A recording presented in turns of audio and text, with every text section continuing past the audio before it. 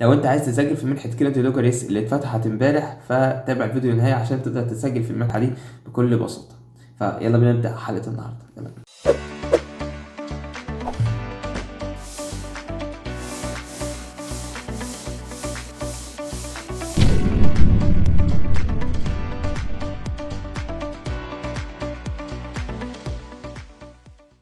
احنا دلوقتي كده على جهاز الكمبيوتر عشان نعرف نسجل على الموقع.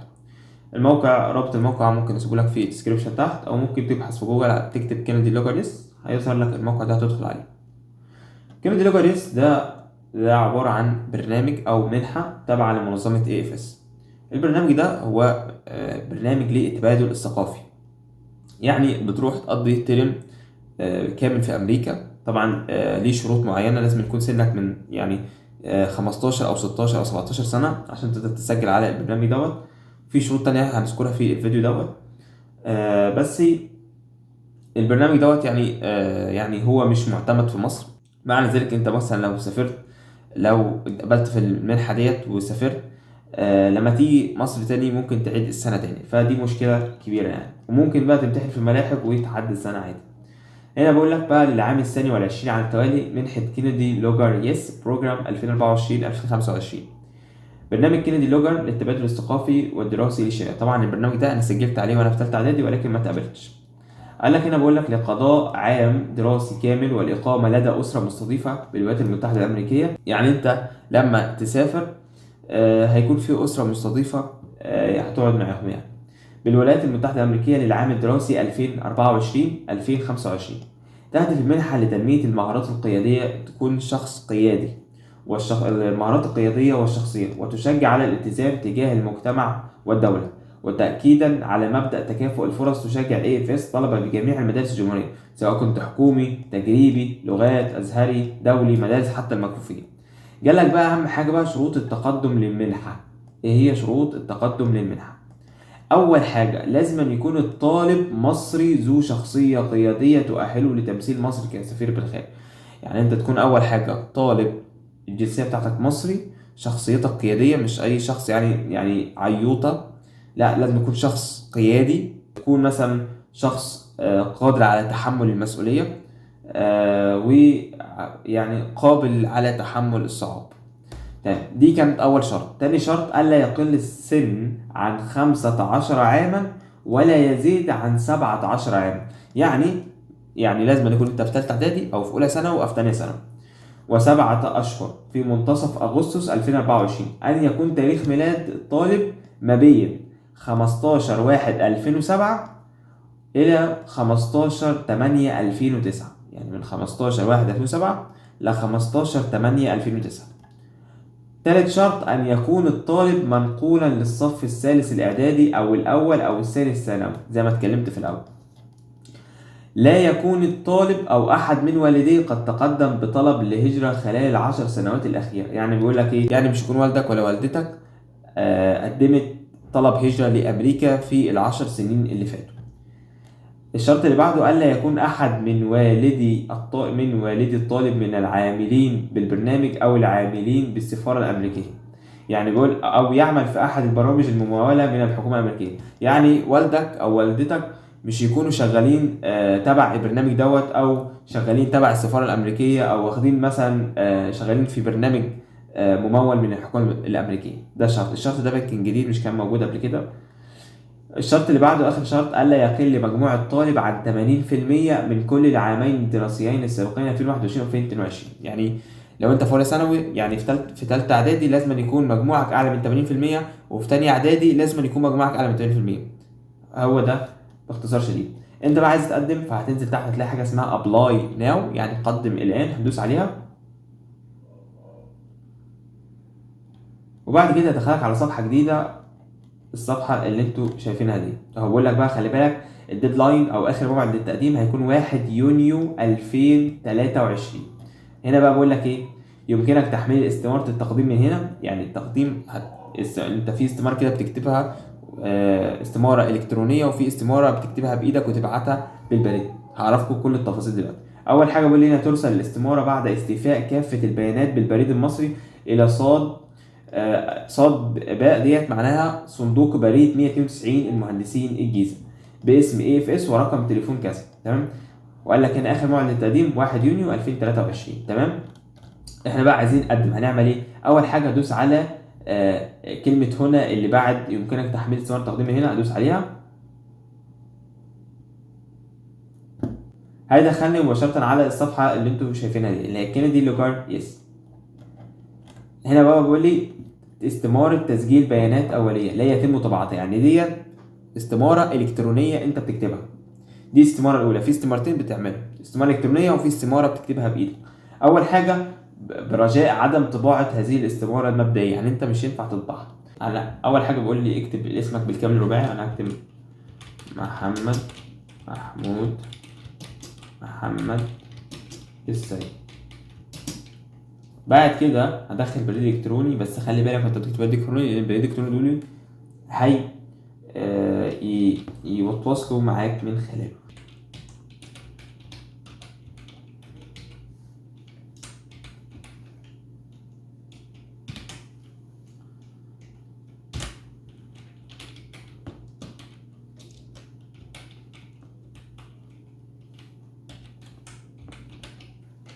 وبعد كده هنا هأكد نفس البريد الإلكتروني.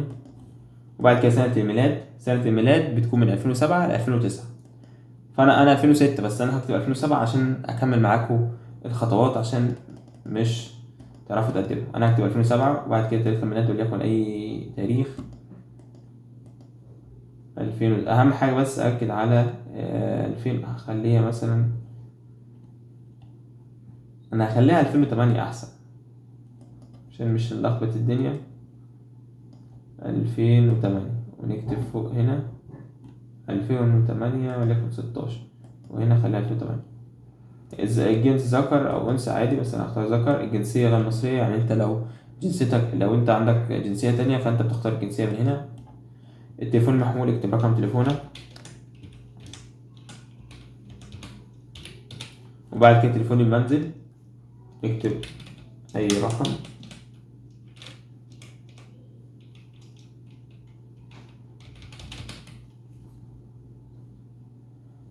بعد كده تختار ديانة سواء مسلم أو مسيحي أو أخرى، يعني لو أنت ديانتك غير مسلم أو مسيحي عادي بتكتب هنا، بتعلم هنا وتكتب جنسيتك إيه. فأنا هختار مثلا مسلمة وبعد كده بختار المحافظة ولكن أنا هختار الشرقية. نوع المدرسة حكومي، ممكن تختار حكومي أو خاص أو لغات أو ستيب حتى عادي. اسم المدرسة اكتب المدرسة اللي أنت فيها.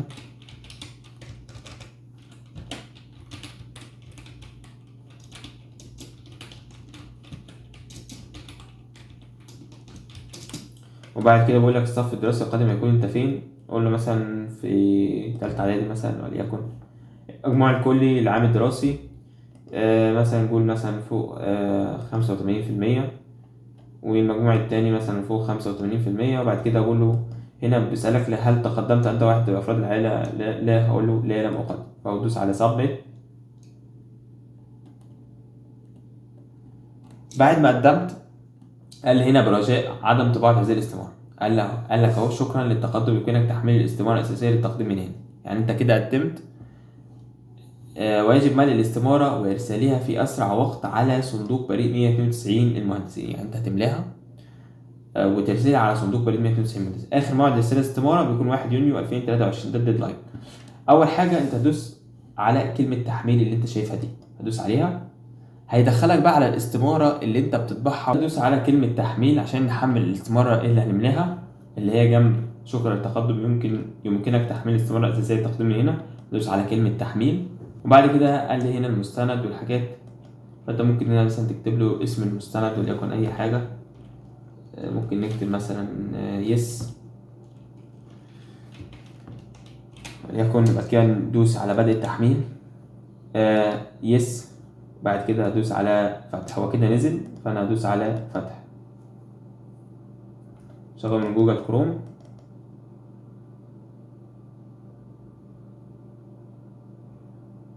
وبعد كده زي ما انتم شايفين دخلني على الصفحة دي.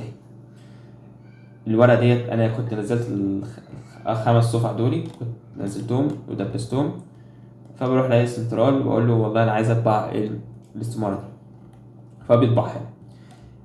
بيطبع لك 5 صور.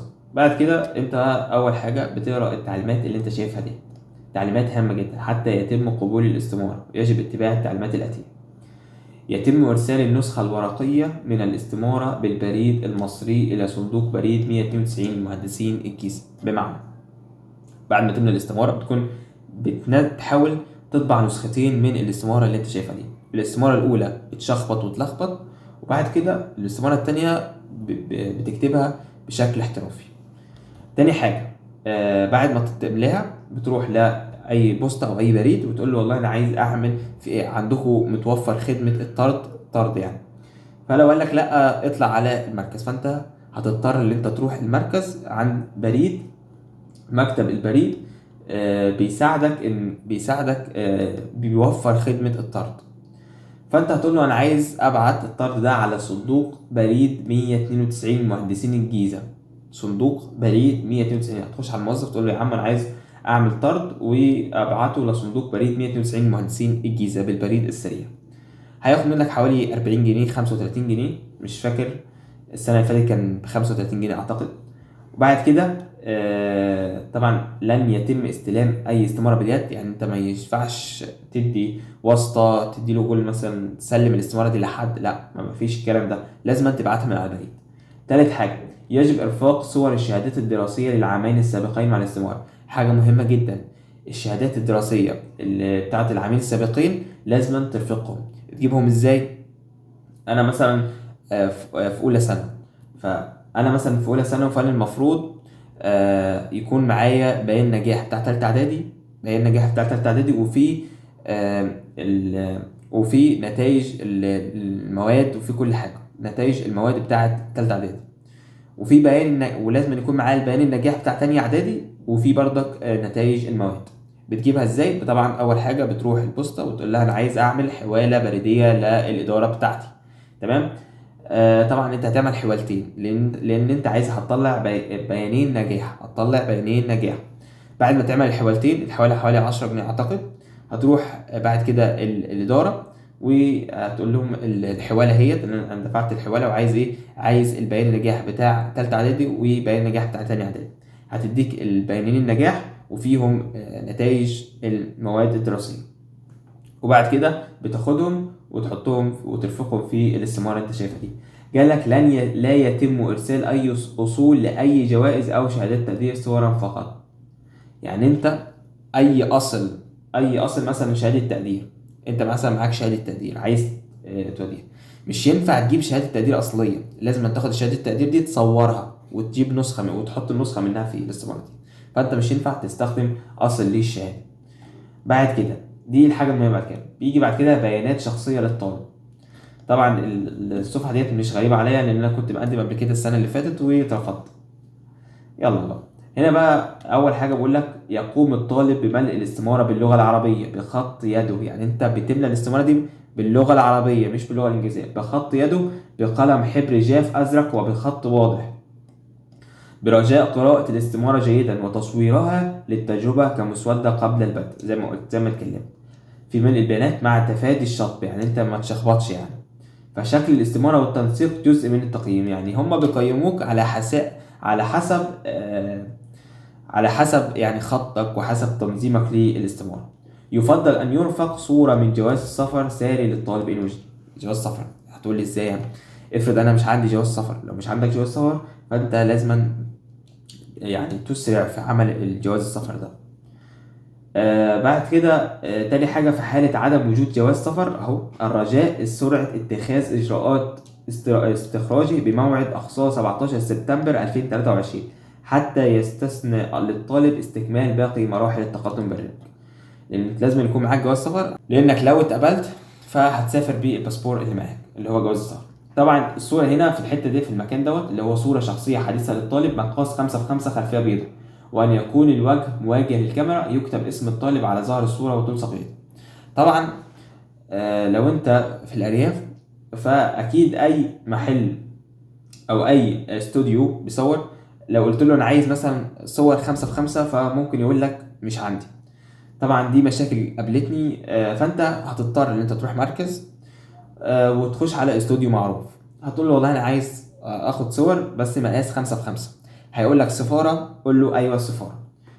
هيتصوروا، هتتصور بس يكون الخلفيه بيضاء، وان يكون الوجه يعني وشك باصص للكاميرا، ويكتب اسم الطالب على ظهر الصوره وتلصق جيدا.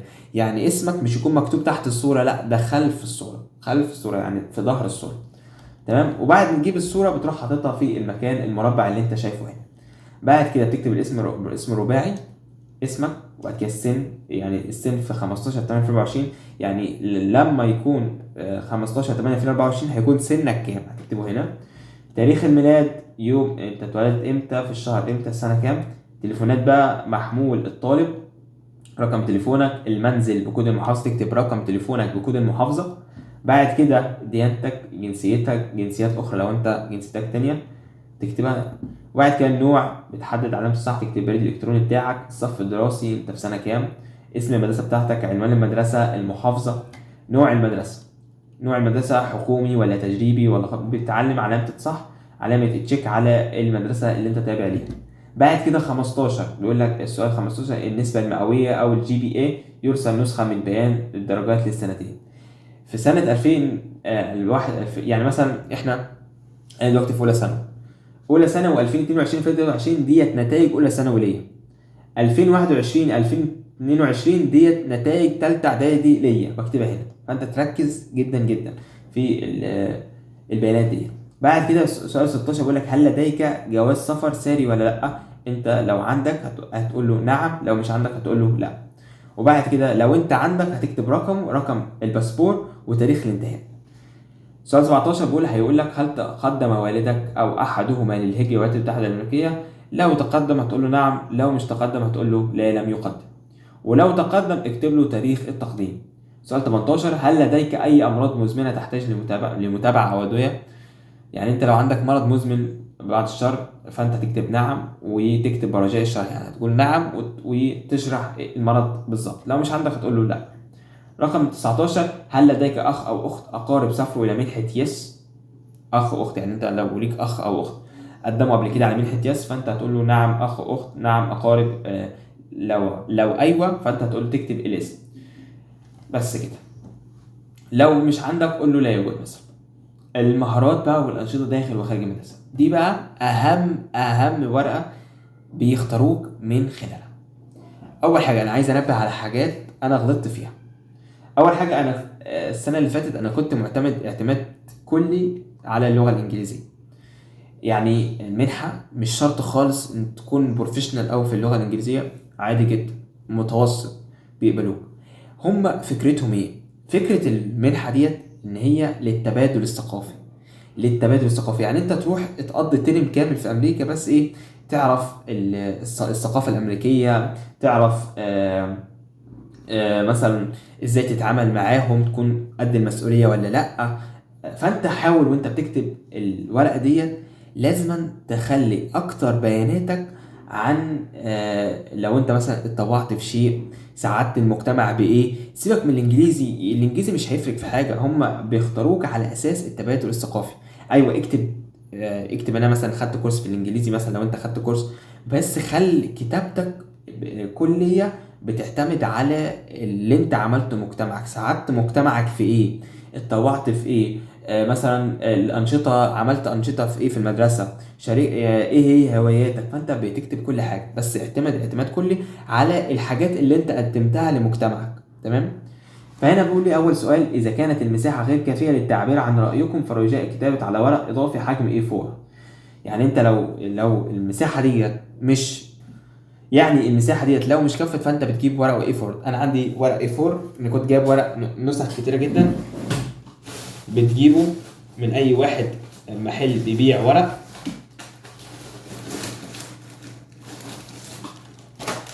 ده بيكون الورق A4، بتجيبه بقى اهو، بيكون ابيض زي ما انتم شايفين كده. بتظبط الورقه وتسطرها، وبعد كده بتكتب بخط جميل. ده اسمه ورق A4. اي محل عنده اي محل بيبيع ورق قول له انا عايز مثلا كام جرام، او حسب ما انت عايز كام جرام ورق A4، وبعد كده هو بيديك. تمام. بعد كده اول سؤال 20 بيقول لك اكتب باسلوبك الخاص في المربع الاسفل اللي انت شايفه ده شرح وافي ومفصل لمهاراتك وهواياتك وانشطتك المدرسيه والغير مدرسيه، ايا كانت فنيه رياضيه ثقافيه اخرى، واين تمارسها، والجهات الجمعيات الانديه المشارك فيها. تقول كل حاجه، يعني الانشطه اللي انت بتشارك فيها في المدرسه، سواء بقى فنيه رسم مثلا او غنى او شعر مثلا، رياضه مثلا. يعني لو مثلا بتخش في لو انت داخل في مركز مثلا وبتلعب رياضه ممكن تكتب الكلام دوت. اي حاجات تانية او ثقافه مثلا، لو انت بتخش مسابقات على طول كده يعني. وتكتب كل حاجه بتكتبها لازم تكتب الجهه اللي انت بتاخد فيها. يعني مثلا انا خدت مسابقه اوائل الطلبه مثلا في ابو كبير، فانت بتكتب والله الجهه ابو كبير او اداره ابو كبير التعليميه. مثلا خدت مثلا شهاده من مدرسه، فانت تكتب الجهه المدرسه. بس انت بقى بتكتب باسلوبك انت، باسلوبك بتعبر انت، مش كلام مفصل، لا اكتب الكلام باسلوبك انت في المكان ده. لو بس اول حاجه لازم تملى المساحه دي، لو مش كفت اكتب في الورق اللي A4 اللي قلت لك عليه. ده سؤال 20. سؤال 21 بيقول لك اكتب باسلوبك الخاص وبالتفصيل في المربع الاسفل لماذا تقدمت لهذا البرنامج. اشمعنى انت قدمت لهذا البرنامج، والاستفاده المرجوه من المشاركه في هذا البرنامج، ايه هي مقدار النفع اللي هيعود عليك لما تقدم على البرنامج ده. وفي هذا البرنامج مع شرح رؤيتك الخاصه للبرنامج من حيث الاستضافه. يعني مثلا انت عايز من الاسره المستضيفه اللي هتستضيفك لو انت اتقبلت، عايزهم يكونوا ايه مثلا، عايزهم يعملوا لك ايه لما انت لو اتقبلت. فانت بتكتب كل دوت في المساحه اللي انت شايفها دي او في ورق الاي 4. بعد كده بتيجي بقى صور للطالب. طبعا السؤال دوت المغزى منه ان هم عايزين يعرفوا مدى يعني شخصيتك. هل انت شخص مثلا خجول من حاجة، شخص يعني قد المسؤولية، شخص مثلا اجتماعي، مش شخص انطوائي. فبيطلبوا منك بقى حاجة اسمها صورة من العائلة. تجيب صورة من العائلة تكون مثلا في عيد ميلاد او حاجة خدت صورة وليكن مع العيلة، بتحطها هنا. بتروح مثلا لأي استوديو وتقول له والله انا عايز معايا صورة مع العائلة، عايز اطبعها على المقاس الصورة اللي انت منزلها دي. وتجيب صورة مع الأصدقاء، وأنت مثلا واخد بس مش يكون صديق واحد، لا يا ريت يكون صديقين أو ثلاثة، وتعملها هنا. طبعا صورة مع العائلة بتكتب بقى تعليق على الصورة، مثلا العائلة دي كانت إمتى مثلا. بس أهم حاجة بقول لك هنا صور حديثة، صور حديثة يعني مش صور تكون قديمة. وتكتب تعليق عليها، أنت مثلا خدت الصورة دي إمتى، إيه المناسبة كده يعني. نفس النظام في الصورة مع الأصدقاء. الصفحة الرابعة أعتقد إذا كانت المساحة غير كافية للتعبير. طبعا إحنا قلناها ديت خطاب الأسرة. طبعا الصفحة ديت أنت مالكش دعوة بالصفحة ديت. الصفحة ديت أسرتك أو والدك ووالدتك هم اللي بيكتبوا البيانات اللي أنت شايفها دي. أول حاجة بقول لك سؤال رقم 23 الوالد والوالدة يكتبون عن الطالب موضحين علاقة الطالب بباقي أفراد الأسرة. إيه هو علاقة الطالب بأفراد الأسرة؟ شخصيته. يعني بص هم مركزين اعتماد كامل على شخصيتك. مستواك الدراسي ايه، قدرته على مواجهة الصعاب، إلخ يعني حاجات تانية. ما ترونه لازم للتعرف على شخصيتي، وهذا من وجهة نظركم وبحيادية. طبعا انت بتكتبه، والدك او والدتك يكتبهم عادي. سؤال رقم 24 الأسباب لدى الوالد والوالدة للإقدام على هذه التجربة والإيجابيات والمخاوف. يعني والدك أو والدتك إيه سبب تقديم ابنك للمنحة ديت، ايه هي الايجابيات اللي هتعود على ابنك او السلبي والمخاوف اللي انت خايف منها. تكتب في المكان دوت. سؤال 25 ما هي توقعاتك من الاسره المستضيفه. يعني لو ابنك اتقبل في المنحه ديت، ايه هي انت عايز الاسره المستضيفه دي تكون عامله ايه، وما تتمنوه في هذه الاسره. يعني انتوا عايزين في الاسره ايه بالظبط، وكذلك توقعاتكم عن الطالب المستضاف في منزلكم.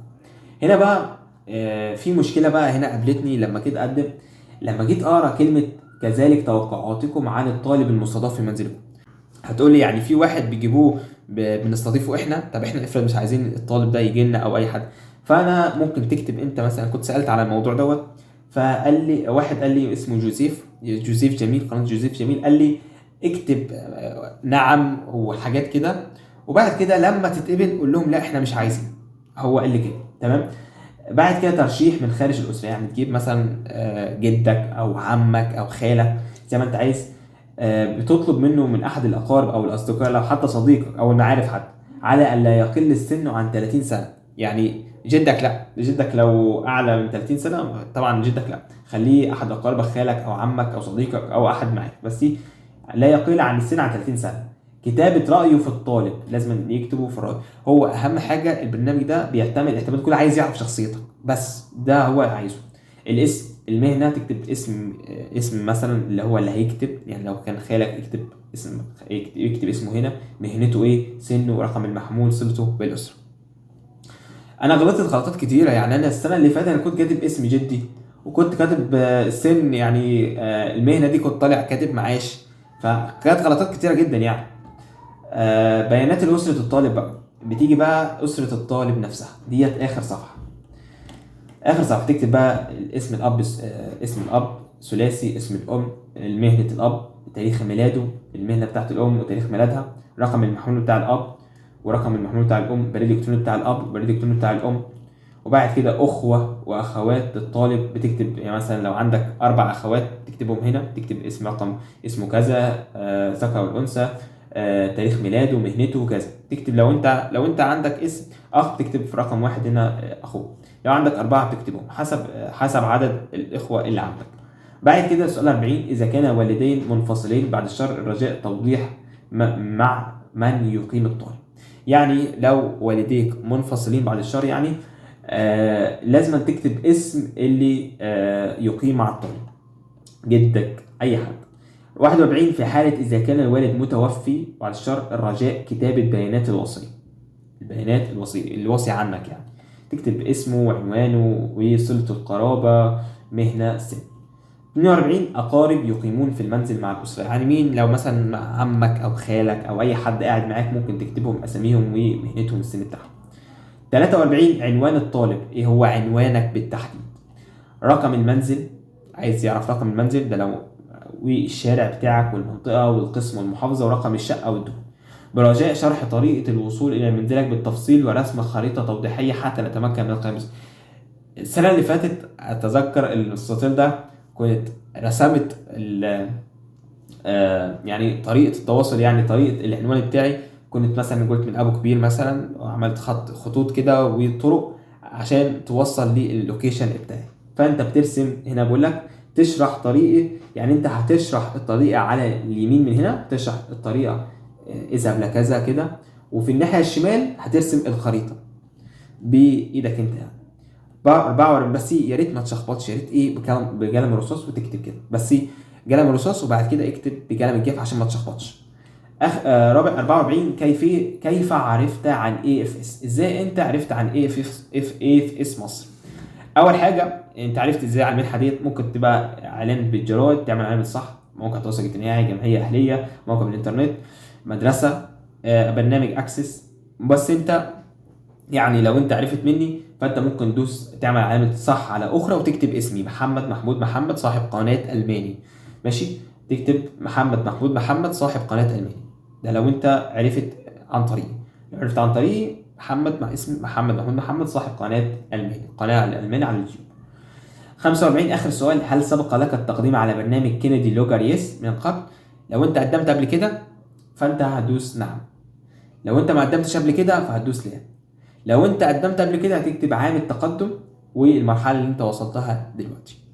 بس كده، ده الاستمارات اللي كانت مطلوبه اللي انت هتقدمها. بعد ما تخلص تظبط الورق كده وتروح جايب ظرف بتشتري من اي حد، بتروح للبوسطه زي ما قلت لك في الاول، وتعمل الطرد دوت، وتقول له انا عايز ابعته على صندوق بريد 192 المهندسين الجيزه.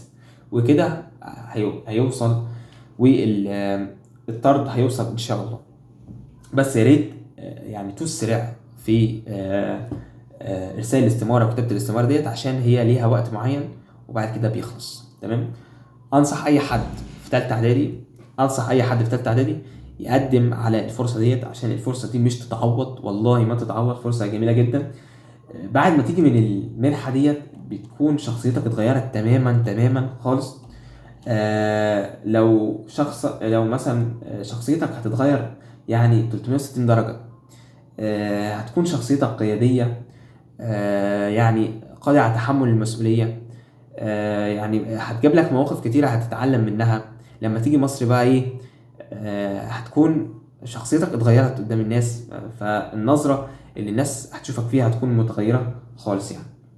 فأنا على نفسي كان نفسي أعرف الحاجات اللي أنا غلطتها السنة اللي فاتت.